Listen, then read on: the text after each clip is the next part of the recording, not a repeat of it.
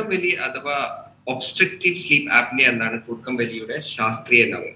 അപ്പൊ കൂർക്കം വലി ഒരു ആരോഗ്യ പ്രശ്നമാണോ എന്ന് ചോദിച്ചാൽ അത് തീർച്ചയായും കൂർക്കം വലി ഒരു ആരോഗ്യ പ്രശ്നം തന്നെയാണ്.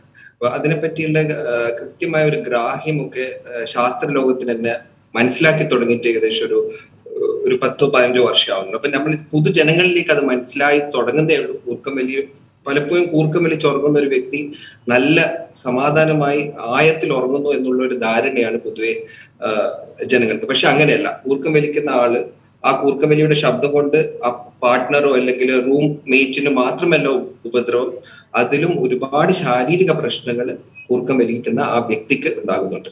അപ്പോൾ കൂർക്കം വലി എന്തുകൊണ്ട് ഉണ്ടാകുന്നു എന്നുള്ളത് നമുക്ക് ഒന്ന് നോക്കാം.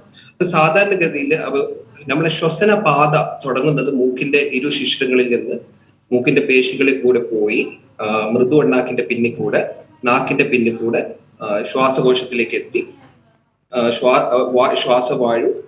ശ്വാസകോശത്തിൽ എക്സ്ചേഞ്ച് നടന്ന് തിരിച്ചു വരികയാണ്. അപ്പൊ ഇതാണ് ഒരു നോർമൽ ശ്വസന പാത. അപ്പൊ അതിൽ എവിടെയെങ്കിലും തടസ്സം വരുന്നതിനാണ് ഒബ്സ്ട്രക്റ്റീവ് സ്ലീപ്പ്, തടസ്സം വന്നിട്ട് ശ്വാസം നിലക്കുന്നതിനാണ് ഒബ്സ്ട്രക്റ്റീവ് സ്ലീപ്പ് ആപ്നിയ എന്ന് പറയുന്നത്. അപ്പൊ ഒരു തടസ്സം വരുമ്പോൾ അവിടെയുള്ള പേശികൾ വൈബ്രേറ്റ് ചെയ്യുന്നു. ആ വൈബ്രേഷൻ പുറത്ത് കൂർക്കം വലിയുടെ രൂപത്തിൽ പുറത്തു വരുന്നു.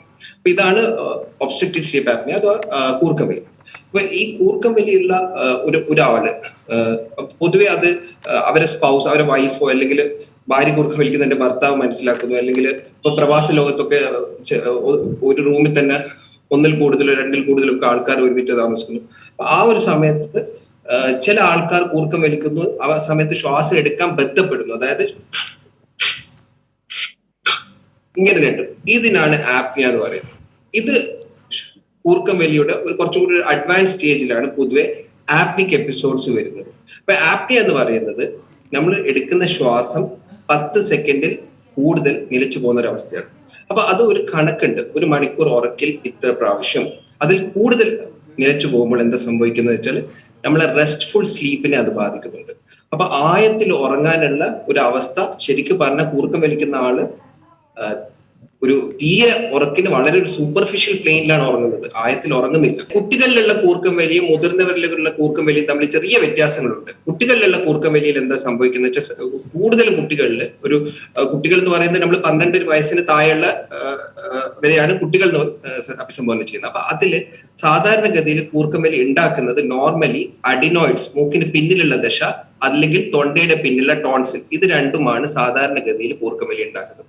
അപ്പൊ മൂക്കിന് പിന്നിലുള്ള ദശ അഡിനോയിഡ് ഉണ്ടോ എന്നുള്ളതാണ് ആദ്യം നമ്മൾ ഈ കുട്ടിയിൽ നോക്കേണ്ടത്. അപ്പൊ അഡിനോയിഡിനൊരു സാധാരണഗതിയിൽ ഒരു ഗ്രേഡിംഗ് ഉണ്ട്. 1, 2, 25% അടപ്പിന് ഗ്രേഡ് 1, 50% ഗ്രേഡ് 2, 3/4 ഗ്രേഡ് 3, 100% അടയുമ്പോൾ ഗ്രേഡ് 4. അപ്പൊ യൂഷ്വലി ഒരു ഗ്രേഡ് 2ന്റെ താഴെയുള്ള അഡിനോയിഡ്സ് നമ്മൾ ഉറങ്ങുമ്പോൾ നമ്മളെ പേശികളൊക്കെ റിലാക്സ് ആകുന്നത് കൊണ്ട് ഗ്രേഡ് 2 അഡിനോയിഡ് പകല് നോക്കുമ്പോൾ രാത്രിയത്തേക്ക് നോക്കുമ്പോൾ ഗ്രേഡ് 3 ആവും. അപ്പൊ പകൽ ഒരു പക്ഷെ വായ്പൂട്ടി ശ്വാസം എടുക്കുന്ന ഒരു കുട്ടി രാത്രിയാവുമ്പോൾ വായ് തുറന്നുറങ്ങാൻ തുടങ്ങും. അപ്പൊ അത് വായ് തുറന്നുറങ്ങുമ്പോൾ കൂർക്കം വലി ഉണ്ടാവും, മോണ പൊന്താൻ തുടങ്ങും, നമ്മളെ മുഖത്തിന്റെ സിമെട്രിക്കൽ ഗ്രോത്തിനെ വരെ അത് ബാധിക്കും. നിങ്ങൾ ചെയ്യേണ്ടത് ഒരു ENT ഡോക്ടറെ കാണിക്കുക, എന്നിട്ട് മൂക്കിന് പിന്നെ ദശ ഉണ്ടോ എന്ന് ശ്രദ്ധിക്കുക. എന്നിട്ട് അഡിനോയിഡ് സാധാരണ ഗ്രേഡ് 1ഉം 2ഉം ആണെങ്കിൽ മെഡിക്കൽ മാനേജ്മെന്റ് തന്നെ മൂക്കിലടിക്കുന്ന സ്പ്രേസ് തന്നെ ഉണ്ട്, അതിൽ തന്നെ കൂർക്കം വലി കുറയുന്നതായിട്ട് കാണുന്നത്. ഈ അഡിനോയിഡ് എന്ന് പറയുന്നത് ഒരു 12 വയസ്സാകുമ്പോൾ സാധാരണഗതിയിൽ തനിയെ കുറയുന്നതായിട്ടാണ് കാണുന്നത് കുറെ പേരിൽ.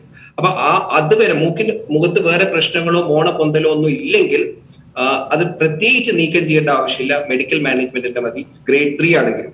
ബട്ട് എഗെയിൻ നിങ്ങളെ കുട്ടിയിൽ വേറെ എന്തെങ്കിലും പോളിപ്പോ അല്ലെങ്കിൽ മൂക്കിന്റെ പിന്നിൽ വേറെ എന്തെങ്കിലും ക്രോസ് ആയിട്ട് മൂക്കിന്റെ സെപ്റ്റം വളവോ എന്താണെന്ന് ഒരു ഡോക്ടർ മൂക്കിന്റെ ഉള്ളിൽ നോക്കി കഴിഞ്ഞാലാണ് അതിന് കൃത്യമായിട്ടുള്ള ഒരു മറുപടി തരാൻ പറ്റുക.